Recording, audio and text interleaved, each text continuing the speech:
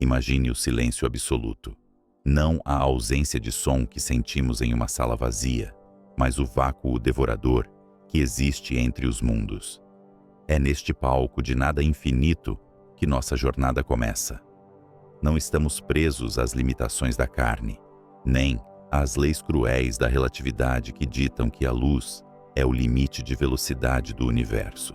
Hoje, somos passageiros de uma nave forjada pela imaginação humana, uma sonda de puro intelecto que chamaremos de Batuta. Ela é a regente desta orquestra cósmica, desenhada para rasgar o tecido do espaço-tempo e nos levar aonde nossos corpos jamais poderiam ir. Enquanto os motores fictícios da Batuta ganham vida, a Terra, nossa berço azul e frágil, desaparece num piscar de olhos. Não há tempo para despedidas. A Lua é um borrão prateado que fica para trás instantaneamente. Passamos por Marte, o deus da guerra oxidado, e cruzamos o cinturão de asteroides como se fosse apenas poeira numa estrada antiga. Diante de nós, o grande rei do nosso sistema, Júpiter, com sua tempestade eterna, surge e desaparece em uma fração de segundo. Mas o nosso destino não está aqui. O nosso destino exige que deixemos para trás a única fogueira que já conhecemos. Olhe para trás agora. O Sol. A estrela que definiu cada dia da história humana, que aqueceu os dinossauros e guiou os navegadores, está encolhendo. À medida que a Batuta acelera para velocidades superluminais, desafiando a causalidade, o Sol deixa de ser um disco cegante. Ele se torna uma moeda de ouro, depois uma cabeça de alfinete incandescente e, finalmente, apenas mais um grão de areia brilhante perdido na praia infinita da galáxia. É um momento de terror existencial. Percebemos que nossa casa não é um castelo, mas uma cabana isolada na vastidão selvagem. Estamos mergulhando nas profundezas da Via Láctea. A nossa galáxia é uma cidade de luzes, um espiral de 200 bilhões de estrelas, e nós estamos viajando para os seus subúrbios mais densos e perigosos. Deixamos o braço de Órion, o nosso bairro tranquilo, e atravessamos o abismo interestelar. A poeira cósmica bate contra os escudos da nossa imaginação como chuva num telhado de zinco. Estamos nos dirigindo para o braço de Scutum Centaurus. A 20.000 anos-luz de casa, a vizinhança muda. Aqui, as estrelas não são velas solitárias na escuridão. Elas são tochas aglomeradas, nascendo e morrendo em um ciclo frenético de violência nuclear. O espaço aqui é denso, rico em metais pesados e nuvens de gás molecular. É um berçário de monstros. A escuridão à nossa frente não é vazia, ela é espessa, pesada, quase palpável.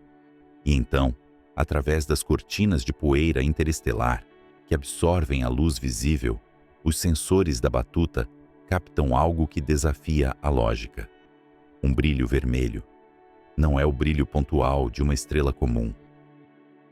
É uma incandescência onipresente, uma muralha de luz carmesim que parece ocupar todo o horizonte visual.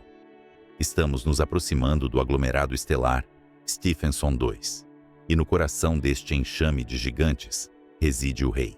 Stephenson 2, 18. Ao desacelerarmos nossa nave imaginária, a realidade do que estamos vendo começa a distorcer a nossa mente. Diante de nós, não está apenas uma estrela.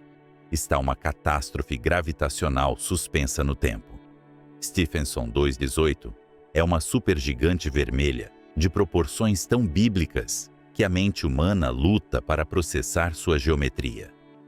Ela brilha com a intensidade de 440 mil sóis. Mas não é o seu brilho que nos aterroriza. É a sua escala. Para compreender este Leviatã, precisamos realizar um experimento mental de destruição apocalíptica. Vamos pegar esta estrela e, com as mãos de um Deus, transplantá-la para o centro do nosso próprio sistema solar, substituindo o nosso pequeno e humilde Sol. No momento em que Stephenson 2:18 ocupasse o trono do nosso sistema, o céu da Terra não ficaria apenas brilhante. O céu deixaria de existir. A fotosfera da estrela, a sua superfície visível, não estaria no céu. Ela seria o céu. Mercúrio seria vaporizado antes mesmo que a luz da transição chegasse aos nossos olhos. Vênus, com sua atmosfera de ácido e chumbo, seria engolido como uma gota de orvalho num forno de fundição. E a Terra, o nosso pálido ponto azul, estaria orbitando não ao redor da estrela, mas profundamente dentro dela. Nós estaríamos enterrados sob milhões de quilômetros de plasma incandescente. A própria noção de órbita perderia o sentido. A Terra seria desintegrada em átomos constituintes instantaneamente, devolvendo ao universo o carbono, o oxigênio e o nitrogênio que um dia formaram a complexidade da vida. Mas a fome deste monstro não para por aí. Marte seria consumido. O cinturão de asteroides derreteria em rios de lava flutuante antes de se tornar gás. E então, o gigante gasoso Júpiter, o protetor do nosso sistema, encontraria um fim indigno, evaporando dentro da barriga da besta estelar. A borda desta estrela, a sua superfície trêmula e difusa, estender-se-ia para além da órbita de Saturno. Imagine isso. Se você estivesse flutuando onde os anéis de Saturno giram hoje, você estaria roçando a pele fervente de Stephenson 2:18. Saturno, o Senhor dos Anéis, seria apenas uma brasa girando na coroa desta fornalha titânica. Esta estrela é tão vasta que a luz, a coisa mais rápida que existe, levaria 9 horas para dar uma volta completa ao seu redor. Para comparar, a luz circunda o nosso Sol em meros 14 segundos e meio. Estamos falando de um raio estimado em 2.150 vezes o raio do Sol. Se o nosso Sol fosse uma bola de tênis, Stephenson 2:18 seria uma montanha. O volume desta estrela poderia conter 10 bilhões de sóis dentro de si. 10 bilhões. É um número que podemos dizer, mas não podemos sentir. É a diferença entre um único grão de areia e toda a areia de todas as praias da Terra. Contudo, ao olharmos para este colosso, através das janelas da batuta, percebemos que ele não é uma esfera perfeita e sólida como as anãs amarelas ou as estrelas de nêutrons. Stephenson 2:18 é um fantasma inchado. Sua densidade é incrivelmente baixa em suas camadas exteriores. É um vácuo vermelho quente. Se pudéssemos voar através de sua superfície, não bateríamos em uma parede sólida. Entraríamos em uma névoa de plasma cada vez mais quente e densa. Uma transição gradual e letal entre o espaço e a estrela. Esta imensidão é o sintoma de uma agonia. Estrelas como esta não nascem gigantes. Elas se tornam gigantes quando começam a morrer. O que estamos testemunhando é o inchaço final. O suspiro prolongado de um corpo estelar que esgotou seu combustível primário e agora queima elementos mais pesados em uma tentativa desesperada de evitar o colapso gravitacional.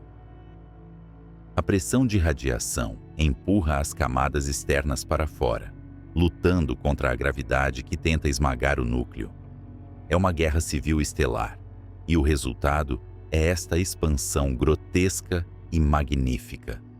A luz que banha a nossa nave agora é vermelha, deslocada para o infravermelho. É uma luz fria para os padrões estelares, cerca de 3.200 Kelvin, quase a metade da temperatura do nosso Sol.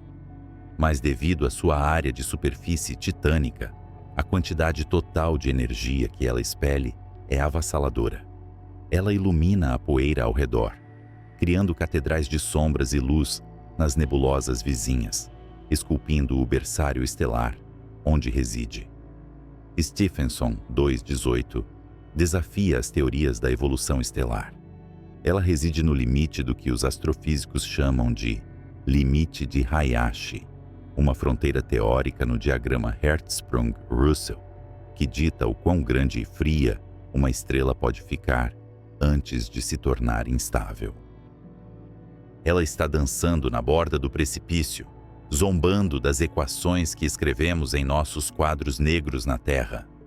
A sua simples existência é um lembrete da nossa arrogância. Pensávamos ter mapeado as regras do zoológico cósmico, mas o universo continua a produzir bestas que não deveriam existir. Enquanto a batuta paira silenciosa diante deste Deus moribundo, somos forçados a confrontar a natureza do tempo. Esta estrela é jovem, cosmicamente falando. Com apenas alguns milhões de anos de idade, ela já está no fim de sua vida. As estrelas que queimam com mais brilho são as que queimam mais rápido. O nosso Sol, pequeno e modesto, viverá por bilhões de anos, observando civilizações nascerem e caírem. Mas Stephenson 2:18 viveu rápido e morrerá jovem, numa explosão que irá rasgar o tecido deste braço galáctico. Mas o que acontece nas profundezas desse oceano de plasma? O que sustenta tal arquitetura impossível? Para entender o verdadeiro horror e a beleza deste lugar, não podemos ficar apenas observando de fora. Precisamos fazer o impensável. Precisamos mergulhar. A sonda Batuta reconfigura seus escudos. A temperatura externa nos sensores começa a subir. Estamos prestes a descer para o inferno, para ver o que jaz sob a pele do Leviatã. A luz vermelha nos envolve e o universo conhecido desaparece atrás de uma cortina de fogo. Estamos entrando no ventre da besta, onde a física se contorce e a matéria é torturada até transmutar em novos elementos. Será que a nossa compreensão da realidade sobreviverá à descida? Ou será que, ao olharmos para dentro do maior coração do universo, descobriremos que o vazio interior é tão aterrorizante quanto a vastidão exterior?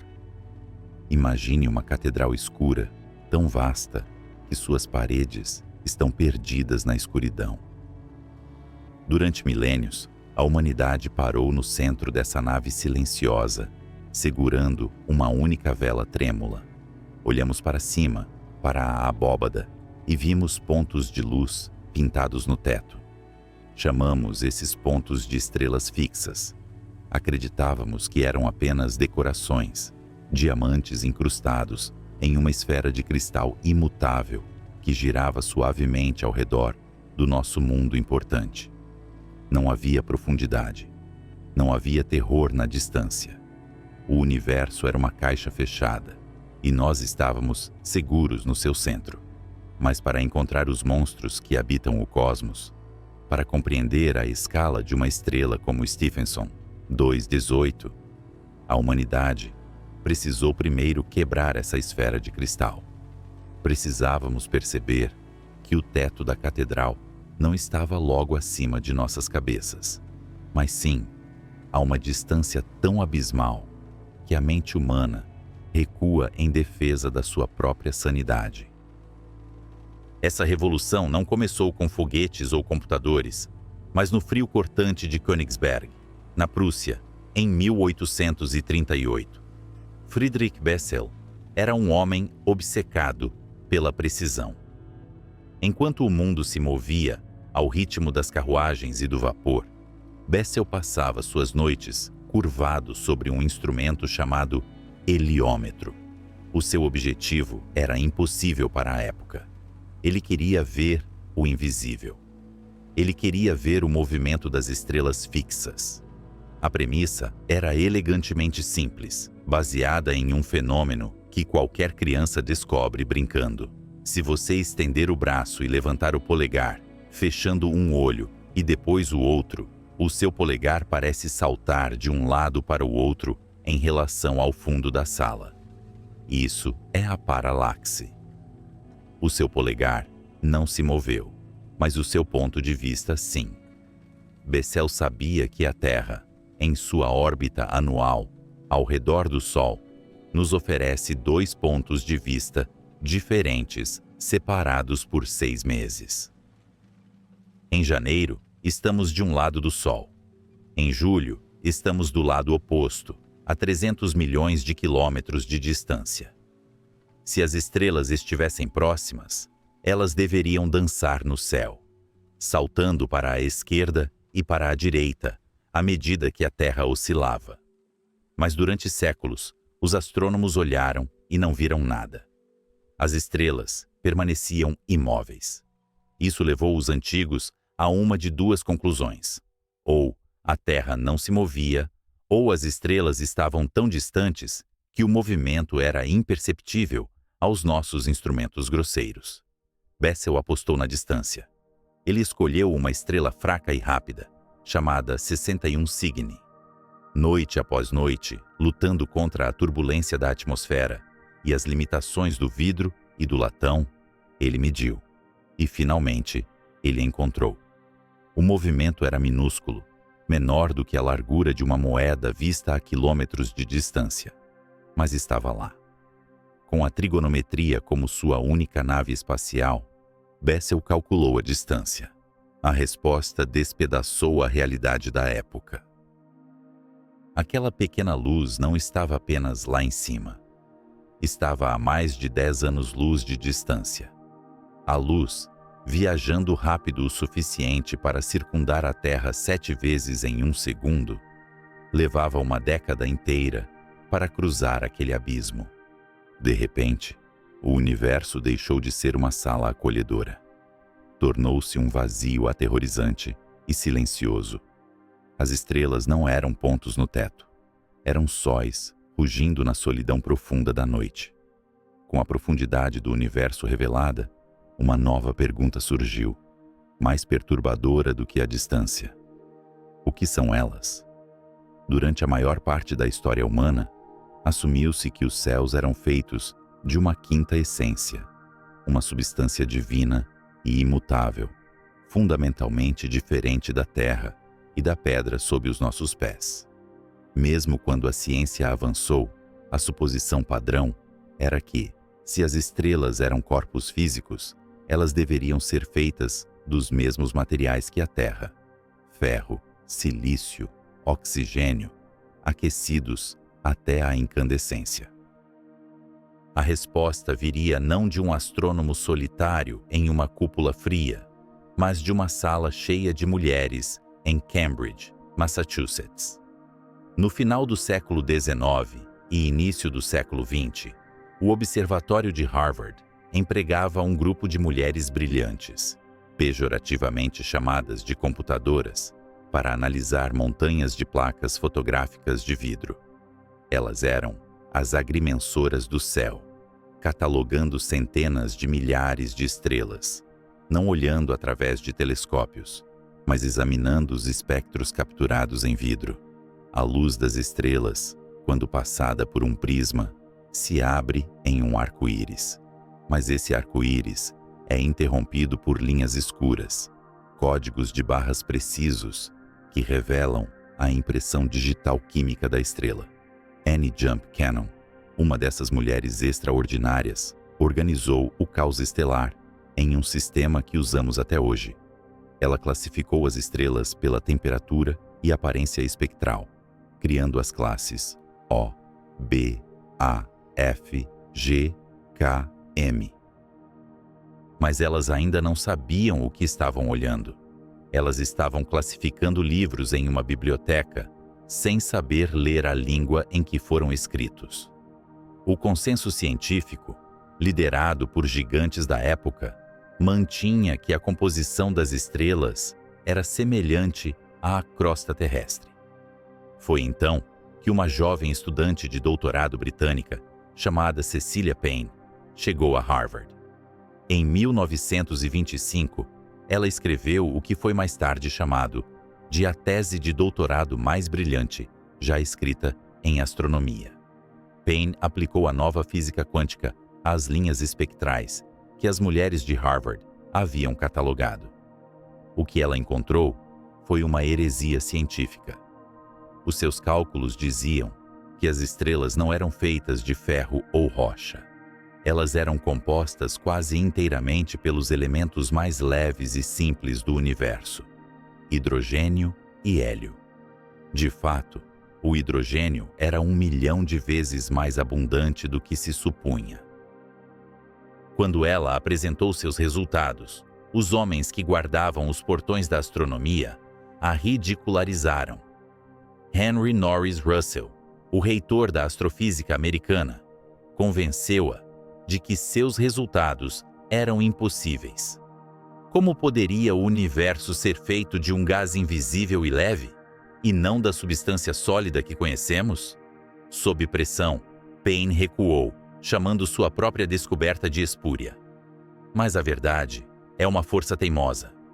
Anos depois, Russell e o resto do mundo tiveram que admitir que ela estava certa. Cecilia Payne havia descoberto a receita do cosmos. As estrelas não eram pedras quentes. Eram vastas nuvens de gás primordial, esmagadas pela gravidade até que seus corações acendessem o fogo nuclear. Essa revelação trouxe consigo uma consequência humilhante para a humanidade. Nós sempre adoramos o Sol. Ele era Apolo, Ra, o doador da vida, o rei dos céus. Quando percebemos que as estrelas eram sóis distantes, nos consolamos com a ideia de que o nosso Sol era o padrão, o modelo de ouro pelo qual todo o resto deveria ser medido. Mas à medida que os instrumentos de Bessel se tornaram mais precisos e a química de Payne foi decifrada, a verdadeira natureza do nosso astro-rei foi exposta. O Sol é uma estrela anã. Ele é uma anã amarela, uma estrela de classe G, na sequência principal. Estável, sim. Doadora de vida, certamente. Mas na grande hierarquia galáctica, o nosso Sol é medíocre. Ele é um grão de areia comum em uma praia infinita. A descoberta foi um golpe no ego coletivo da nossa espécie. Um eco tardio de Copérnico removendo a Terra do centro de tudo. Agora, até a nossa luz era banal. Mas a mediocridade do Sol implicava algo extraordinário. Se o Sol é pequeno, o que é grande? Os astrônomos começaram a notar anomalias nos dados. Estrelas que brilhavam com uma intensidade que desafiava a lógica, mesmo a distâncias colossais. Pontos de luz vermelha, que segundo os cálculos de paralaxe e luminosidade, deveriam ser impossivelmente vastos para serem visíveis. A caçada havia começado. Não mais satisfeitos em mapear as estrelas vizinhas, os cientistas voltaram seus telescópios para as profundezas, para onde a poeira galáctica obscurece a visão. Eles perceberam que o universo não é transparente. Entre nós e os verdadeiros gigantes existem cortinas de gás frio e poeira, resquícios de estrelas mortas que bloqueiam a luz visível, escondendo os monstros nas sombras. Para encontrar a maior estrela, teríamos que aprender a ver não com os olhos, mas com o calor. Teríamos que penetrar o véu e olhar para os berçários estelares e para os cemitérios galácticos, onde as leis da física são levadas ao limite absoluto. O que Bessel começou com um movimento do polegar e o que Payne decodificou na luz, preparou o palco para a descoberta de titãs que fariam o nosso Sol parecer um átomo. Estávamos prestes a encontrar as hipergigantes vermelhas.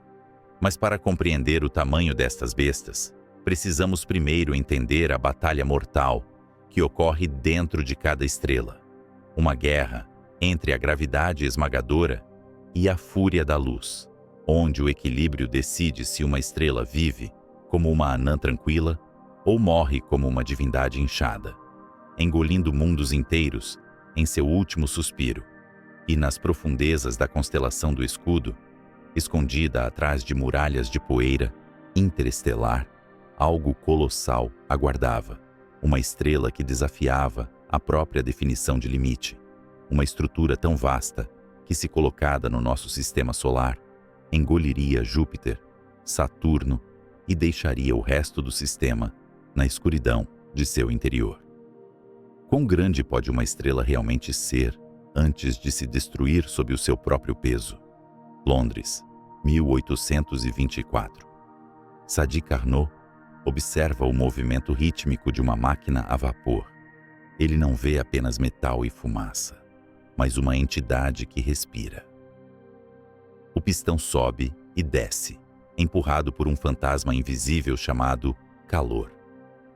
Carnot percebeu algo fundamental que transcenderia a engenharia humana e tocaria a própria arquitetura do cosmos. Ele compreendeu que o calor é movimento e que a expansão é a resposta inevitável de um fluido aprisionado quando provocado pela energia.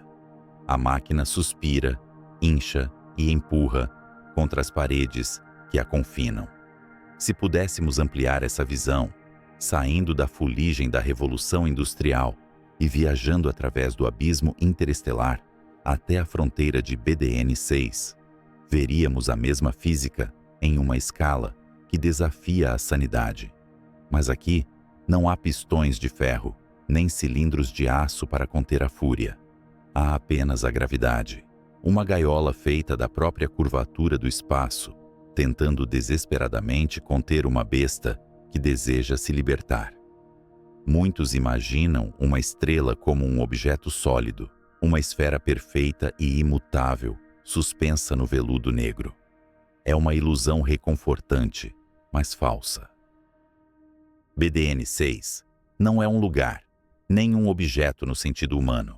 É um evento. É uma tempestade contínua de fluidos superaquecidos, um oceano de gás incandescente, que obedece às mesmas leis da termodinâmica, que regem uma chaleira fervendo ou um balão de ar quente subindo na atmosfera terrestre. Para entender como este Leviatã cresceu tanto sem se desintegrar, devemos abandonar a ideia de superfície. Não há chão aqui. Se um viajante hipotético tentasse pousar em BDN 6, ele nunca encontraria um momento de impacto. Ele apenas afundaria em um nevoeiro vermelho que se torna progressivamente mais quente, mais denso e mais aterrorizante. A estrela é um gradiente, uma transição suave entre o vácuo frio e o inferno nuclear. O segredo deste tamanho colossal reside na guerra silenciosa que ocorre nas profundezas, muito abaixo das camadas externas que nossos telescópios conseguem captar. O núcleo da estrela, outrora um motor vibrante de fusão de hidrogênio, tornou-se um cemitério de cinzas de hélio. A fornalha central apagou-se e, sem o calor para sustentá-la, a gravidade venceu a primeira batalha, esmagando o núcleo inerte. Mas esta derrota é, paradoxalmente, o catalisador da expansão. Imagine um arranha-céu gigantesco, onde um incêndio devastador começou no porão. Quando o combustível no porão se esgota, o fogo não morre. Ele sobe. Ele busca oxigênio nos andares superiores. O calor sobe pelos poços dos elevadores, incendiando o primeiro andar, depois o segundo e o terceiro. Em BDN 6, isso é a queima em casca. O hidrogênio que antes flutuava pacificamente fora do núcleo, longe demais do calor para fundir, agora se encontra perigosamente próximo da fornalha comprimida do centro. Esta camada de hidrogênio acende-se com uma violência que supera a fase anterior da vida da estrela. É um anel de fogo nuclear subindo para os andares superiores da estrutura estelar. E como qualquer gás aquecido, ele exige espaço. A energia gerada nesta casca é tão intensa que a pressão de radiação, os fótons de luz empurrando a matéria, torna-se um vento imparável. A estrutura do edifício estelar começa a inchar. As camadas externas, bombardeadas por essa nova fonte de calor vinda de baixo, são empurradas para fora com uma força titânica. A gravidade, embora onipresente, vê seu domínio enfraquecer com a distância.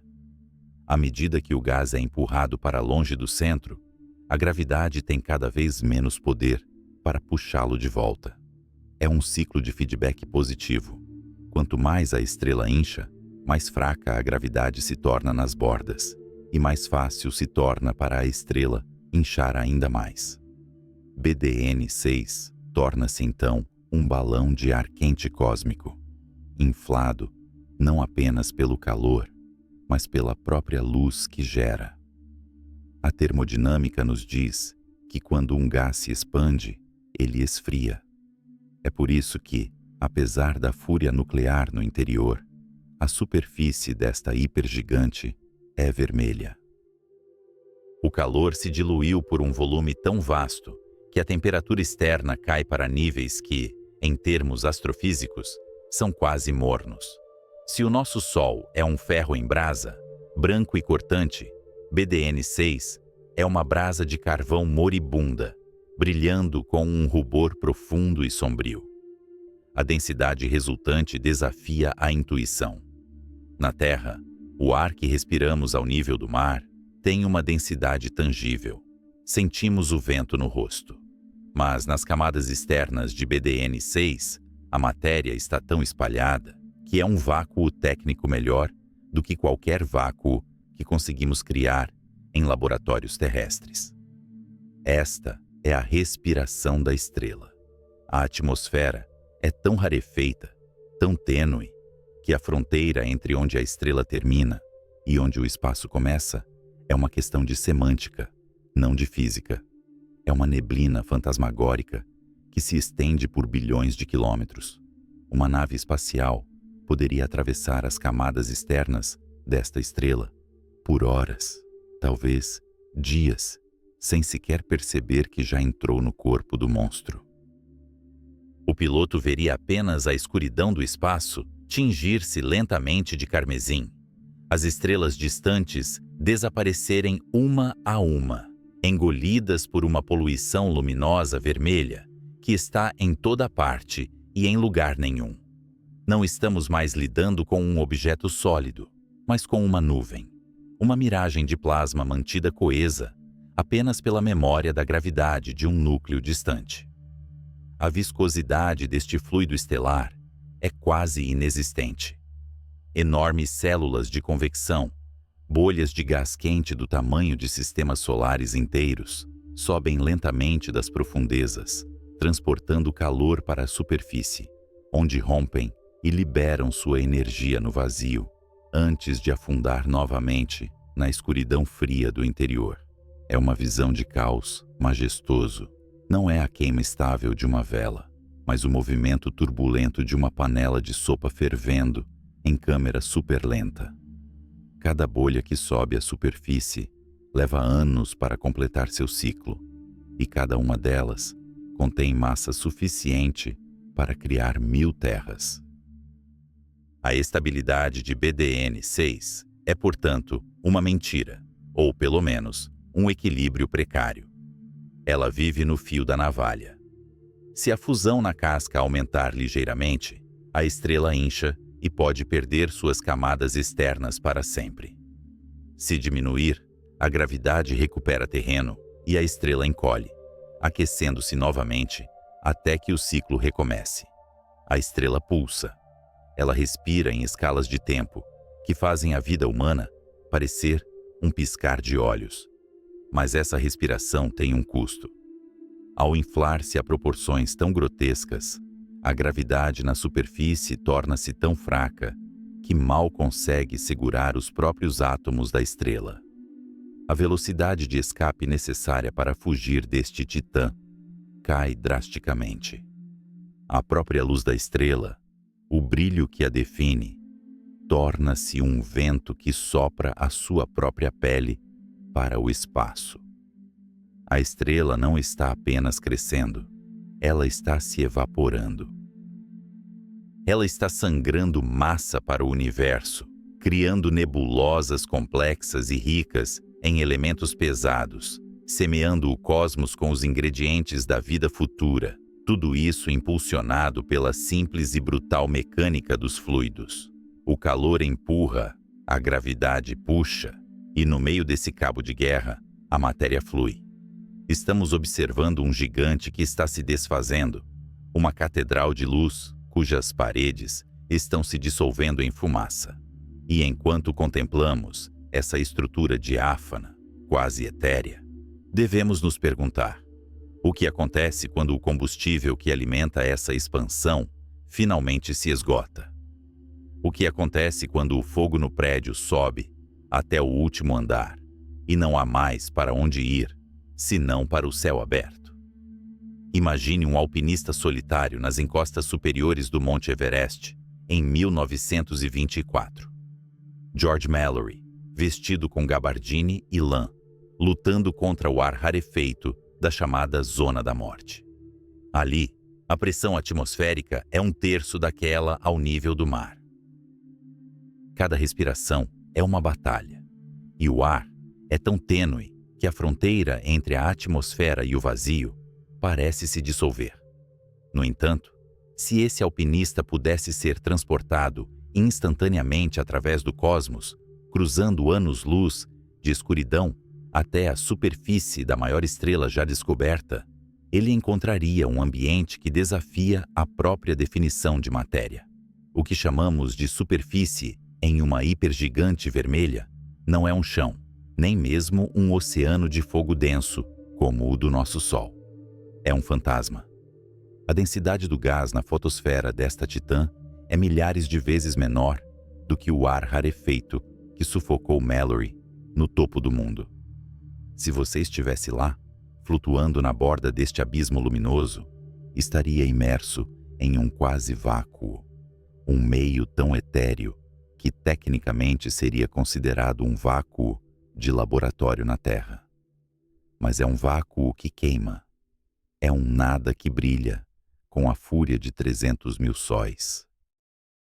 Aqui, na fronteira externa de Stephenson 2/18, ou de qualquer colosso semelhante que ouse desafiar o limite de Eddington, a nossa sonda imaginária, a Batuta, não pousa. Ela navega. Ela flutua como um navio em um mar de neblina incandescente. A distinção entre a estrela e o espaço é uma ilusão, uma transição gradual e torturante, onde a matéria deixa de pertencer ao astro e passa a pertencer ao universo. Navegando por este horizonte difuso, a primeira coisa que a Batuta detecta não é a serenidade, mas o caos em câmera lenta. A superfície da estrela não é uma esfera perfeita e estática. É uma paisagem em convulsão. Em estrelas menores como o nosso Sol, a superfície ferve com o que chamamos de grânulos. Bolhas de plasma quente que sobem, liberam calor e descem novamente em questão de minutos. Mas aqui, a escala distorce o tempo e o espaço. As células de convecção nesta hipergigante são monstruosidades titânicas. Cada uma dessas bolhas de gás ascendente é tão vasta que, se colocada no centro do nosso sistema solar, engoliria a órbita da Terra e roçaria Marte. São continentes de plasma, vastas regiões de gás superaquecido que emergem das profundezas insondáveis da estrela. Devido ao seu tamanho colossal, elas não fervem freneticamente. Elas se movem com uma majestade aterrorizante e lenta. Uma única célula pode levar meses ou anos para subir à superfície, liberar sua luz carmesim no cosmos e afundar de volta nas trevas interiores. A sonda Batuta, minúscula diante dessas montanhas móveis de luz, registra variações de brilho que confundiriam um astrônomo amador. Como essas células são tão grandes, a superfície da estrela não é uniformemente brilhante. Existem manchas colossais de escuridão relativa e picos de brilho intenso. A estrela não parece uma lâmpada redonda, mas sim uma batata deformada e irregular, pulsando assimetricamente enquanto vastos volumes de matéria tentam escapar de um poço gravitacional que mal consegue segurá-los. É aqui que a física se torna poesia trágica. A gravidade na superfície desta estrela é pateticamente fraca. O núcleo, onde a massa reside, está tão distante, enterrado sob bilhões de quilômetros de gás difuso, que seu aperto sobre as camadas externas é como a mão de um velho tentando segurar areia fina.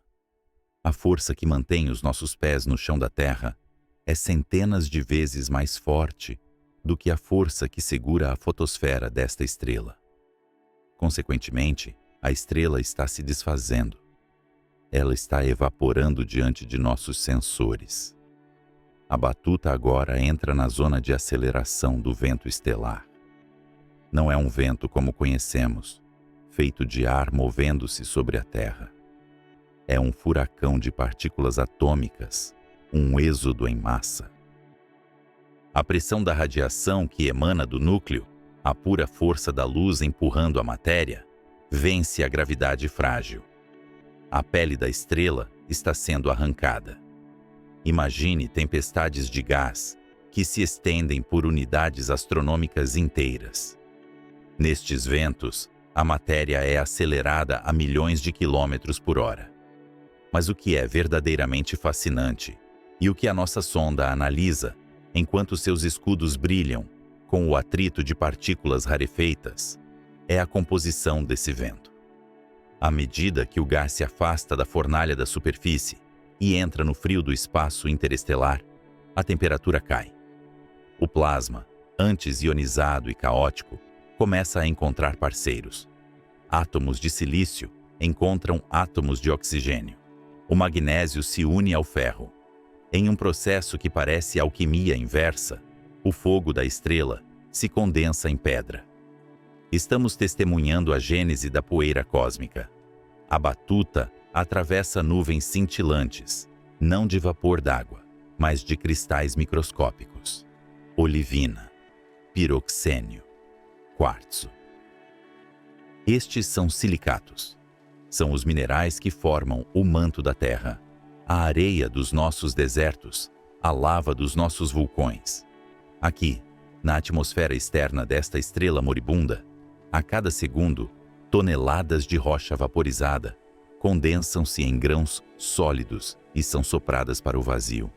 É uma tempestade de areia de proporções galácticas. A estrela, em sua agonia inchada, está semeando o universo. Ela perde massa a uma taxa alarmante, vomitando o equivalente a uma Terra inteira de material a cada ano, ou talvez a cada mês. Ela se sacrifica para enriquecer o meio interestelar. A visão das câmeras da batuta é obscurecida por essa névoa de poeira recém-nascida.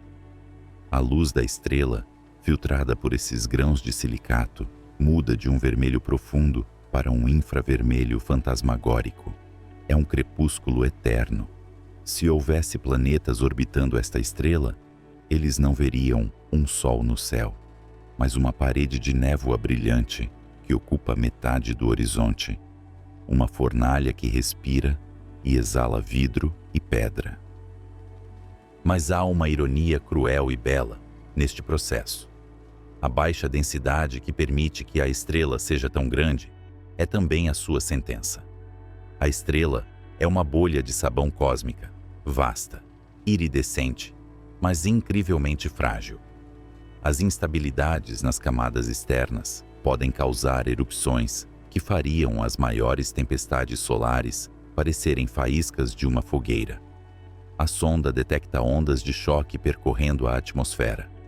O som não viaja no vácuo, mas aqui, o gás, embora rarefeito, é suficiente para carregar as vibrações da morte estelar. São tsunamis de pressão que empurram ainda mais poeira para longe, criando complexas nebulosas circunstelares, conchas de matéria que contam a história das exalações passadas da estrela, como anéis em um tronco de árvore, mas escritos em gás e poeira ao longo de anos-luz. E no meio desse turbilhão de criação e destruição, a temperatura continua a ser um paradoxo. Enquanto os grãos de poeira se formam a meros 1000 ou 2000 graus, logo abaixo deles, as células de convecção trazem o calor das profundezas. A turbulência gera campos magnéticos locais, nós de energia que se torcem e estalam, lançando jatos de partículas de alta energia que cortam a névoa de poeira como faróis na neblina. A batuta, tendo sobrevivido à passagem pelas camadas externas, olha para trás. A estrela não tem uma borda definida. Ela simplesmente se desvanece no escuro. A grande esfera vermelha é cercada por um halo difuso, uma coroa de poeira que reflete a luz agonizante do gigante. É uma imagem de solidão suprema. Esta estrela, a maior de todas, está sozinha em sua grandeza, queimando seu combustível furiosamente, inchando-se em um ato de desafio contra a gravidade, apenas para se dissolver lentamente no vento. Nós somos feitos do que acontece aqui. Os átomos em nossa corrente sanguínea, o silício em nossos chips de computador, o oxigênio em nossos pulmões. Muito disso foi forjado em estrelas que viveram e morreram muito antes do Sol nascer. Mas são estrelas como estas hipergigantes, que perdem suas camadas externas em ventos violentos, que são as grandes distribuidoras. Elas são as jardineiras da galáxia. Sem essa violência, sem essa pele sendo arrancada e lançada ao abismo, o universo seria um lugar estéril, composto apenas de hidrogênio e hélio primordiais. A superfície de Stephenson 2.18 é, portanto, uma fábrica de mundos. É o caos necessário que precede a ordem da vida. É um lembrete de que a solidez do nosso mundo, a terra firme sob nossos pés, nasceu em um lugar onde a densidade é menor que a de um suspiro, em meio a tempestades de fogo e ventos de vidro. Enquanto a sonda se afasta, levada pela correnteza de partículas, a estrela parece pulsar uma última vez em nossa visão, como um coração cansado que bate no compasso de milênios. Deixamos para trás a fotosfera e a zona de poeira. O que vimos foi o exterior, a máscara inchada e rarefeita. Mas o que impulsiona essa expansão? O que reside no centro desse Leviatã, escondido sob camadas de gás tão vastas que a luz leva horas para atravessá-las? A verdadeira besta não é a nuvem vermelha que vemos, mas o motor minúsculo e denso que ruge nas profundezas, fundindo elementos pesados em uma corrida desesperada contra o colapso.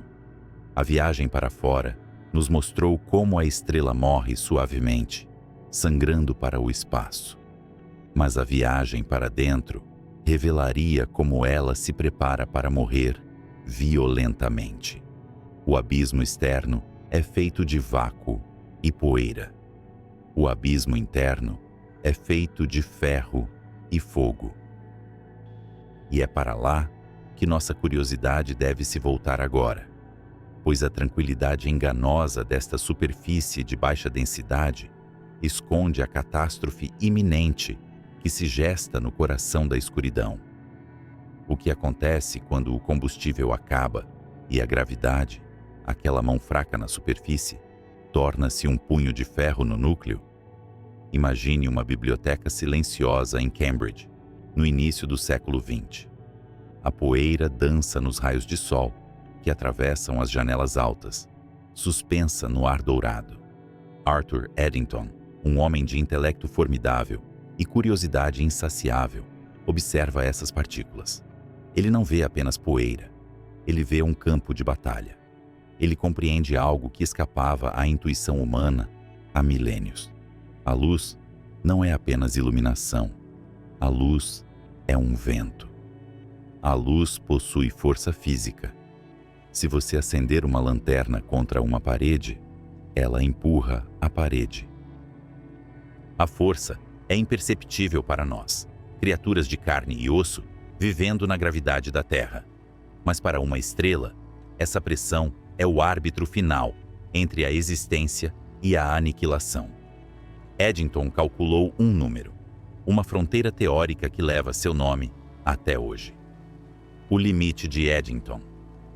É o teto de vidro da astrofísica, o ponto exato onde a luminosidade de uma estrela se torna tão intensa que a força de sua luz supera a força de sua própria gravidade.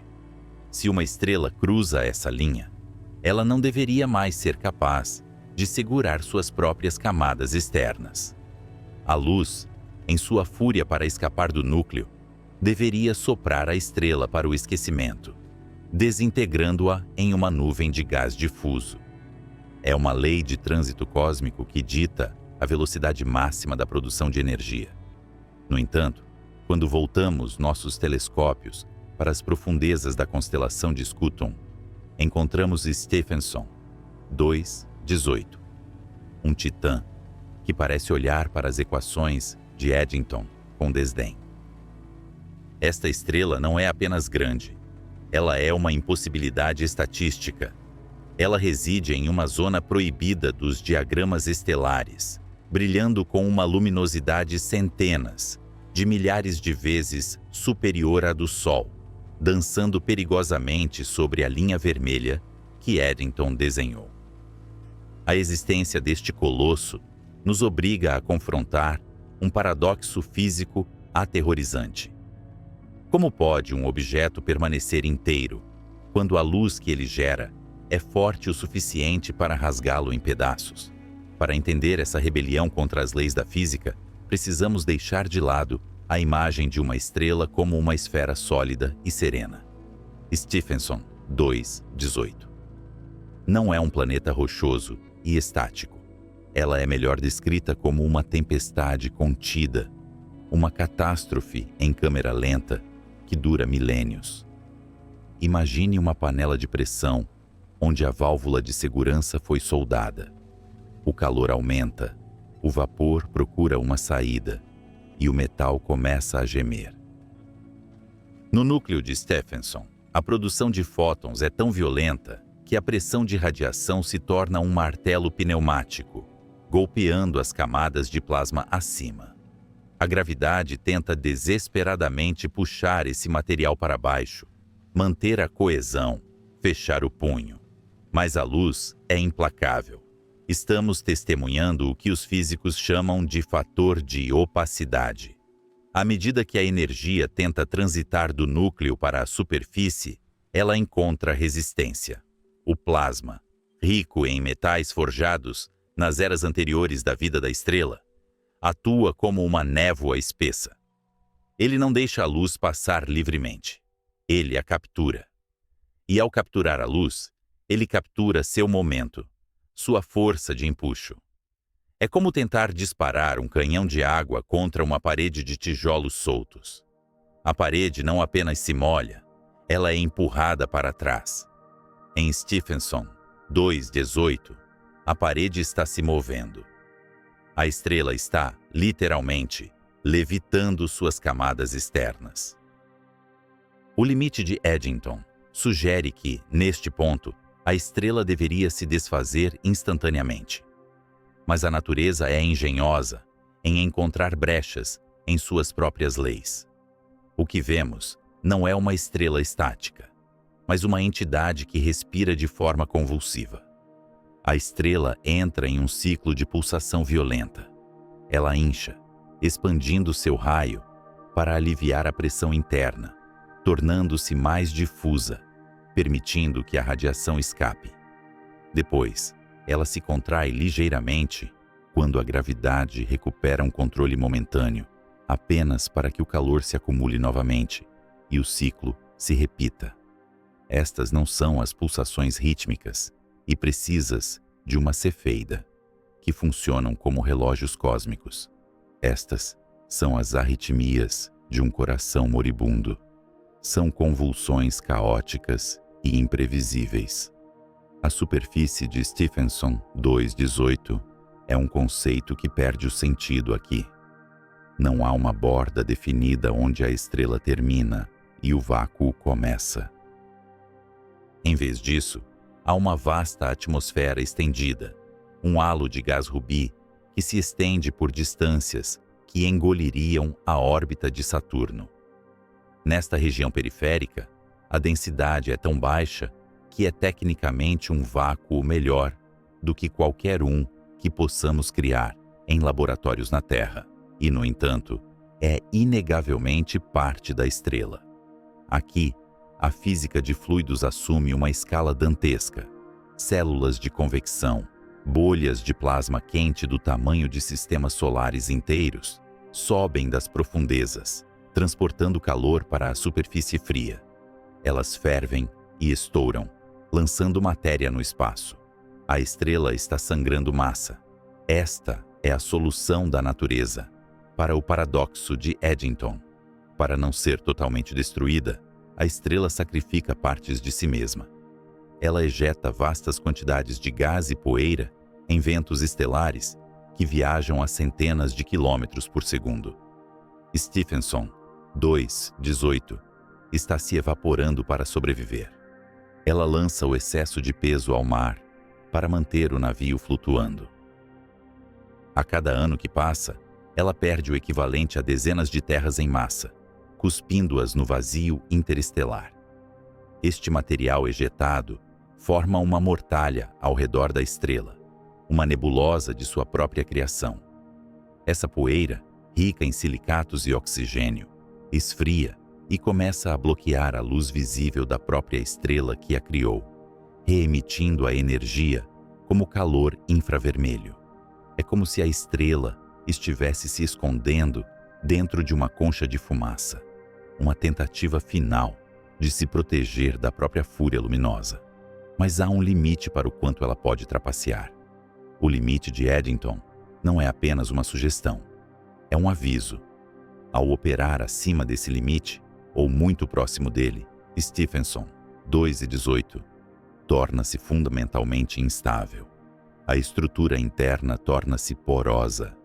Instabilidades surgem no fluxo de radiação, criando canais por onde a luz escapa em jatos, como géiseres de fótons perfurando a crosta estelar. Os astrônomos teorizam que estrelas desta magnitude podem experimentar episódios eruptivos cataclísmicos, semelhantes aos observados na famosa Eta Carinae, no século XIX. Grandes erupções onde a estrela, incapaz de conter a pressão, simplesmente ejeta sua pele externa inteira em um clarão que rivaliza com uma supernova, mas sem morrer completamente. É uma quase morte, um espasmo de agonia cósmica. Stephenson, 2:18, vive neste fio da navalha, pronta para detonar uma dessas erupções a qualquer momento. Ou talvez já o tenha feito. E a luz desse evento ainda está viajando através dos abismos do espaço para nos alcançar. O que torna este cenário ainda mais fascinante é a geometria da turbulência. Modelos computacionais sugerem que, devido a essa luta entre a luz e a gravidade, a estrela pode não ser perfeitamente redonda. Ela pode ser oblata ou irregular, com protuberâncias monstruosas, distorcidas pela rotação e pela pressão desigual. Imagine uma gota de água suspensa em um alto-falante vibrando com graves profundos. Ela se deforma, cria pontas, oscila. Assim é a forma deste gigante. A violação do limite de Eddington por Stephenson, 2:18, nos ensina que as regras da astrofísica não são muros de concreto, mas cercas elétricas. Você pode cruzá-las, mas pagará um preço. O preço que esta hipergigante paga é sua longevidade. Uma estrela menor, que obedece respeitosamente ao equilíbrio hidrostático, pode viver por bilhões de anos. Stephenson, 2:18, ao desafiar o limite, queima sua vela em ambas as extremidades e no meio. Sua vida é medida não em éons, mas em breves milhões de anos, um piscar de olhos na escala geológica do universo. Ela é uma prisioneira de sua própria grandeza. A mesma massa que lhe dá a majestade de ser a maior estrela conhecida é também o carrasco que assina sua sentença. A gravidade esmaga o núcleo, exigindo mais fusão para suportar o peso. A fusão gera mais luz. A luz empurra contra a gravidade, ameaçando despedaçar a estrela. É um ciclo de feedback vicioso, uma serpente devorando a própria cauda. E, no entanto, é precisamente essa instabilidade que torna a estrela um motor de criação. A massa que ela ejeta em sua luta contra o limite de Eddington não é lixo, é semente. Os ventos estelares carregam carbono, oxigênio, nitrogênio e ferro para o meio interestelar. A fumaça que ela exala se tornará os blocos de construção de futuros planetas, asteroides e, talvez, formas de vida que olharão para o céu e se perguntarão de onde vieram.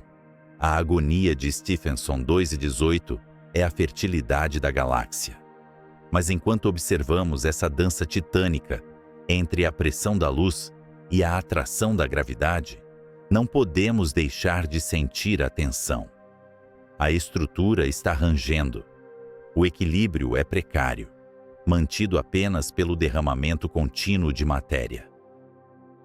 A física quântica, que rege as reações nucleares no centro, e a relatividade geral, que dita a curvatura do espaço-tempo ao redor de sua massa colossal, estão em uma negociação tensa que não pode durar para sempre. A estrela está inchada, vermelha e furiosa. Ela é um balão cheio demais, prestes a estourar. A ruptura da lei de Eddington não é uma vitória permanente da estrela sobre a física. É um prelúdio para o fim. É o som de um motor acelerando além da linha vermelha, antes que os pistões derretam. Enquanto a poeira cósmica se afasta, empurrada pela luz implacável, o núcleo da estrela continua sua marcha inexorável em direção ao ferro. O combustível está acabando. A válvula de segurança falhou. A pressão da luz manteve o monstro vivo e inflado até agora, desafiando as expectativas. Mas a luz precisa de combustível. Quando o combustível cessar, a luz se apagará.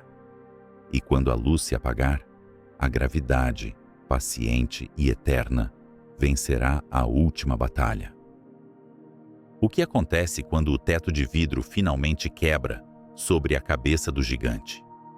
O que ocorre quando a força que sustenta a maior estrutura do universo desaparece em uma fração de segundo? Imagine um grande salão em Bayreuth, na Alemanha, no final do século XIX. Richard Wagner está regendo a nota final de sua obra-prima, O Crepúsculo dos Deuses. No palco, o Valhalla arde em chamas. As divindades antigas são consumidas pelo fogo e o mundo como era conhecido deixa de existir para dar lugar a algo novo, algo desconhecido. A música sobe num crescendo ensurdecedor antes de cair num silêncio profundo e perturbador. Esta narrativa mitológica, onde a invencibilidade é apenas uma ilusão temporária, ecoa com precisão matemática o que ocorre no coração da maior estrutura viva do cosmos. Pois, até mesmo as estrelas titânicas, essas fornalhas que parecem eternas aos nossos olhos efêmeros, carregam dentro de si a semente de sua própria destruição. Estamos agora no santuário interior de nossa estrela colossal, a centenas de milhões de quilômetros da superfície turbulenta que observamos anteriormente. Aqui, a densidade é inimaginável e a temperatura desafia a compreensão humana.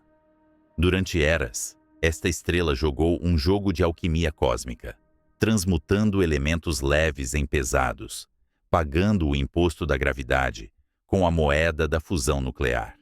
Hidrogênio tornou-se hélio, hélio tornou-se carbono, e assim por diante, numa dança de camadas concêntricas que lembra a estrutura de uma cebola gótica e flamejante.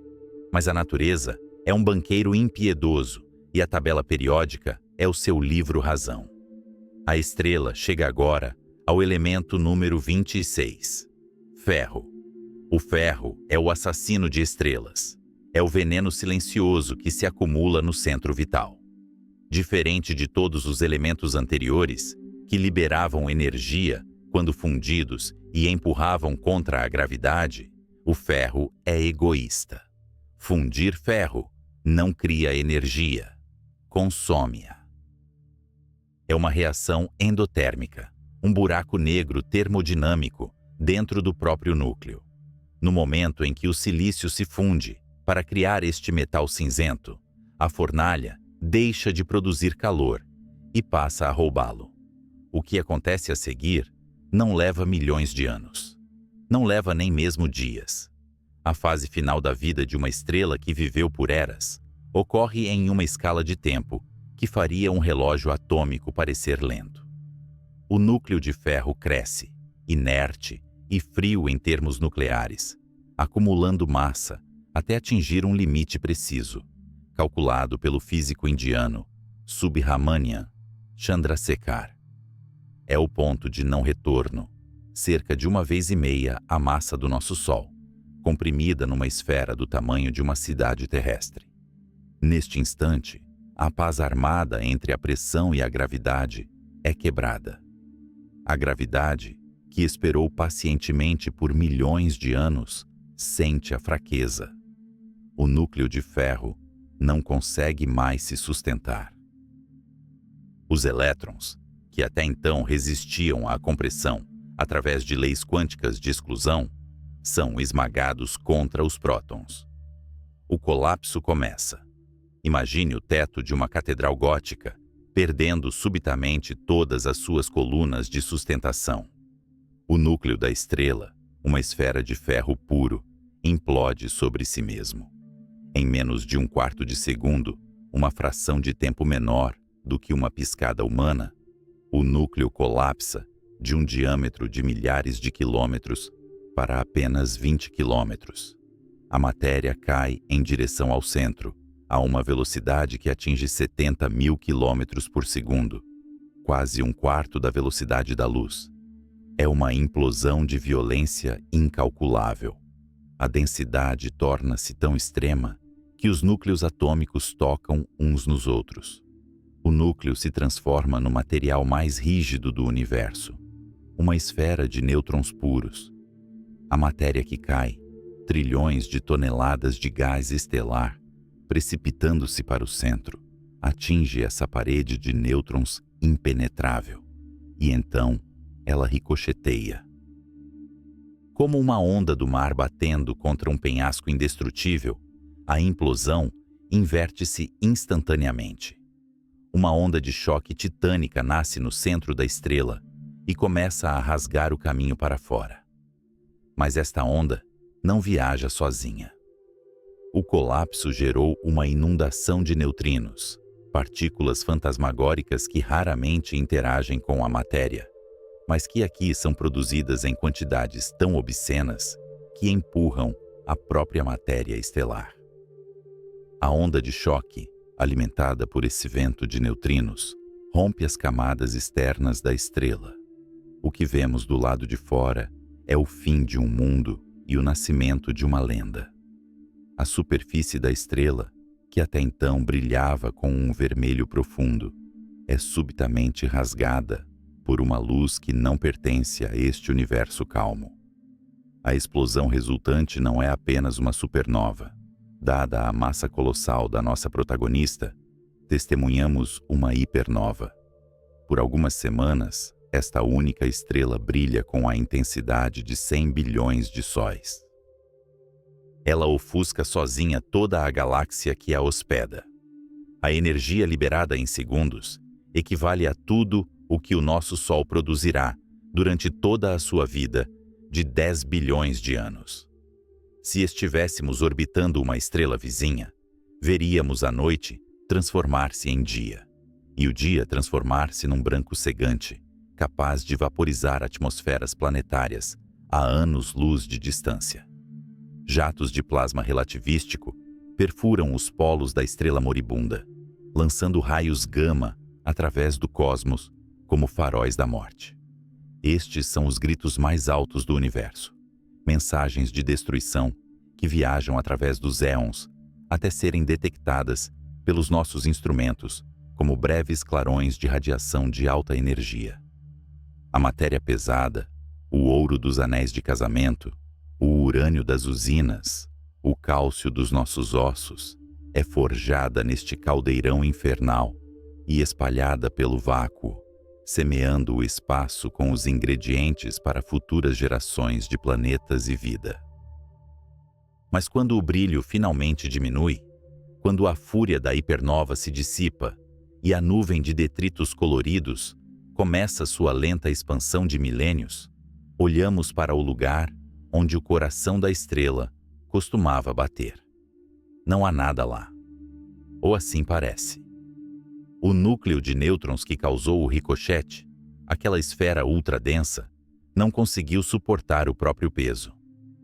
A massa remanescente era simplesmente grande demais, ultrapassando o limite de Tolman, Oppenheimer, Volkoff.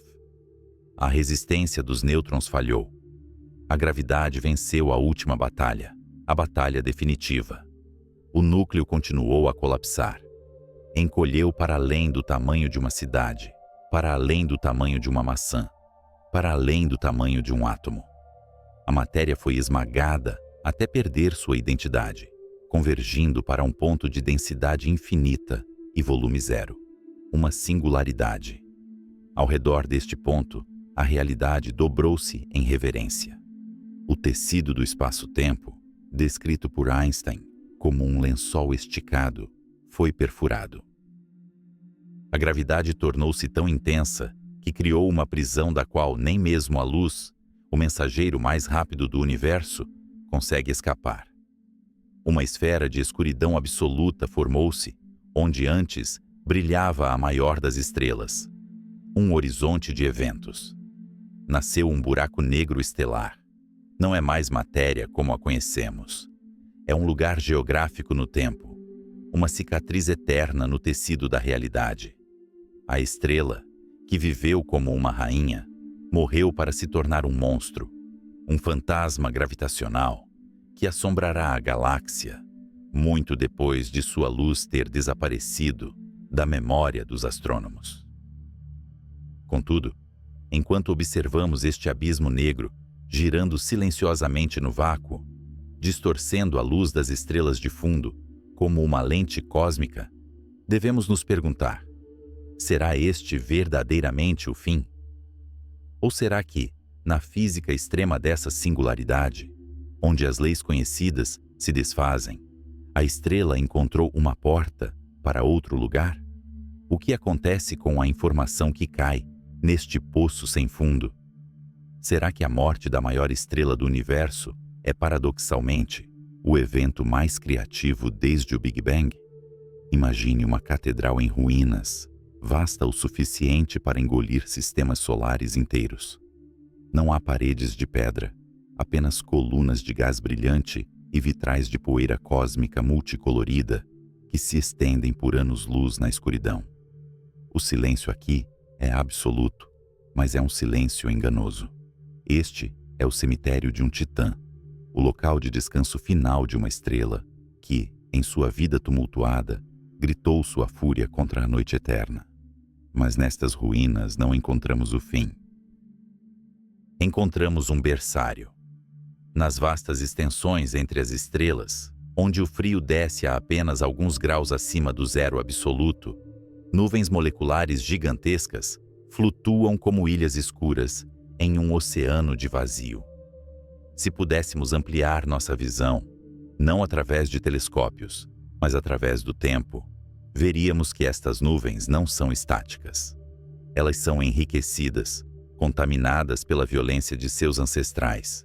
Quando uma hipergigante como o Stephenson 218 exala seu último suspiro, ela não desaparece simplesmente. Ela se desfaz, lançando suas entranhas enriquecidas de volta ao cosmos. É uma herança escrita em código atômico, um testamento forjado no fogo e assinado com a morte. Considere por um momento a mão que você usa para tocar o mundo. Olhe para as veias que correm sob a pele do seu pulso, azuladas e frágeis. O sangue que corre ali deve sua cor vermelha à hemoglobina, uma molécula complexa que carrega, em seu centro, um único átomo de ferro. Esse átomo de ferro é um viajante do tempo, um sobrevivente de um apocalipse estelar. Ele não foi criado na Terra. A Terra, com todo o seu calor geológico, e vulcões furiosos, é fria demais para transmutar elementos dessa maneira. Esse ferro foi forjado no núcleo esmagador de uma estrela que viveu e morreu muito antes de o Sol sequer acender sua primeira chama. Para entender a verdadeira escala desta conexão, precisamos abandonar a nossa percepção humana de tempo e abraçar a cronologia profunda do universo. Há bilhões de anos, uma estrela colossal, talvez uma irmã espiritual de Stephenson 2:18, atingiu o fim de sua dança termonuclear. No coração dessa estrela, a pressão era tão intensa que os átomos foram esmagados uns contra os outros, fundindo-se, mudando de identidade, subindo a escada da tabela periódica até chegar ao ferro. E ali, no silêncio abafado do núcleo estelar, a fusão parou. A estrela colapsou e explodiu, espalhando suas entranhas pela galáxia. Aquele átomo de ferro, libertado de sua prisão incandescente, vagou pelo vazio interestelar por eras. Ele surfou em ondas de choque de supernovas, driftou através de nebulosas frias e escuras, até que, por um acaso do destino cósmico, foi capturado pela gravidade de uma nuvem em colapso. Essa nuvem se tornou o nosso sistema solar.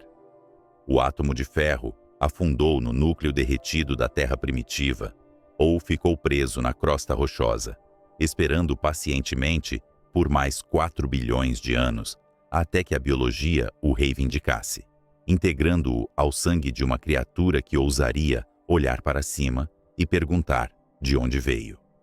Nós somos, no sentido mais literal e científico, fantasmas de estrelas mortas. Mas a herança não termina no ferro.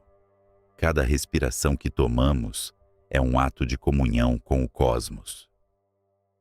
O oxigênio que inunda nossos pulmões, o carbono que forma a espinha dorsal de nosso DNA, o cálcio que endurece nossos ossos e o nitrogênio em nossos músculos. Todos são cinzas de uma fogueira cósmica extinta. O universo é o maior e mais eficiente sistema de reciclagem imaginável. Ele não desperdiça nada. A morte de Stephenson 2:18, quando finalmente ocorrer, semeará o espaço ao seu redor, com os ingredientes para novos mundos, novas águas e, talvez, novos olhos para observá-los. Entretanto, há uma ironia profunda nesta relação. Stephenson 2:18 é um colosso de proporções que desafiam a sanidade. Se colocada no centro do nosso sistema solar, sua fotosfera engoliria a órbita de Saturno. Ela emite mais energia em um único segundo do que o nosso Sol emitirá em toda a história da civilização humana. Ela é uma fornalha de criação, um motor de complexidade química. Mas ela é cega. Ela não sabe que é grande. Ela não sabe que brilha. Ela não sente a gravidade que a esmaga, nem o vento que a dispersa. Ela é, apesar de toda a sua magnificência, matéria inanimada obedecendo a leis físicas implacáveis. Nós, por outro lado, somos infinitesimais. Somos aglomerados de poeira estelar, organizados de forma precária, vivendo em uma casca rochosa úmida, orbitando uma estrela anã amarela comum, em um subúrbio galáctico esquecido. Nossa vida é um piscar de olhos na escala cósmica, uma faísca breve entre duas eternidades de escuridão. Diante da magnitude de Stephenson 2:18, somos menos que micróbios, somos erros de arredondamento na massa total do universo. E, no entanto, nós possuímos algo que a estrela não tem. Nós somos a matéria que acordou. Em algum momento durante a longa e fria história do cosmos, a poeira das estrelas se organizou de tal maneira que pôde abrir os olhos e perceber a si mesma. O hidrogênio, dado tempo suficiente, transformou-se em astrônomos. Quando apontamos nossos telescópios para a constelação de Scuton e capturamos a luz infravermelha de Stephenson 2:18, estamos completando um ciclo estranho e maravilhoso. A estrela criou os átomos que agora a estudam. A luz viajou 20.000 anos através do abismo para atingir a retina de um ser feito do mesmo material que a estrela descartou. Essa é a nossa função, se é que o universo pode ter uma. Nós somos a consciência do cosmos. Sem nós, ou seres como nós, a grandiosidade de Stephenson 2:18 seria um espetáculo em um teatro vazio. A violência das supernovas, a majestade das nebulosas, a dança gravitacional das galáxias. Tudo isso existiria sim, mas não seria testemunhado. Não haveria maravilha, não haveria medo, não haveria a vertigem sublime de compreender a nossa própria pequenez. A filosofia moderna muitas vezes luta com o niilismo que surge da descoberta científica. Quanto mais aprendemos sobre o universo, menor parecemos. Copérnico nos tirou do centro, Darwin nos tirou do pedestal divino, e a astronomia moderna nos reduziu a habitantes de um grão de poeira em um universo vasto e indiferente. É fácil olhar para a escala de uma hipergigante vermelha e sentir-se esmagado pela insignificância. O que são nossas guerras, nossos amores, nossas ambições e nossas artes diante de uma esfera de plasma que poderia conter 10 bilhões de sóis? Mas essa perspectiva ignora a complexidade. Tamanho não é a única medida de valor. Stephenson 2:18 é vasta, mas é simples. É uma batalha entre duas forças, gravidade e pressão, jogada em uma escala titânica. Um cérebro humano, com seus trilhões de conexões sinápticas, é, em muitos aspectos, uma estrutura mais complexa do que uma estrela. A estrela cria os elementos, mas é a vida que lhes dá significado. A estrela fornece o palco e o cenário, mas nós somos os atores, o público e os críticos. Nós carregamos o legado da poeira não como um fardo, mas como um privilégio. Saber que somos feitos de estrelas nos conecta ao universo de uma maneira íntima e indissolúvel. Não estamos no universo, somos do universo. Não somos observadores externos olhando para dentro através de um vidro. Somos uma parte do todo que desenvolveu a capacidade de olhar para o resto. À medida que Stephenson 2:18 continua sua lenta marcha em direção ao esquecimento, perdendo massa a cada momento, ela está, na verdade, doando a si mesma para o futuro. As camadas externas que ela desprende hoje podem, daqui a bilhões de anos, formar a atmosfera de um planeta onde outra espécie inteligente respirará pela primeira vez. Eles olharão para o céu noturno, talvez se perguntando sobre suas origens, sem saber que o ar que respiram foi um presente de um gigante moribundo de uma era esquecida. A imortalidade, então, não é viver para sempre como um indivíduo consciente. A imortalidade é a persistência da matéria e da energia, a dança contínua de transformação. Nossos corpos retornarão à Terra, e a Terra será engolida pelo Sol, e o Sol dispersará seus átomos de volta ao meio interestelar para serem incorporados em novas estrelas e novos mundos. O ciclo é eterno. Somos ondas temporárias em um oceano cósmico, formas momentâneas assumidas por uma substância antiga. Olhar para Stephenson 2:18 é olhar para o nosso passado e para o nosso futuro. É ver a forja onde fomos criados e o destino que aguarda toda a matéria. É um lembrete humilhante de que a nossa existência é improvável, frágil e preciosa.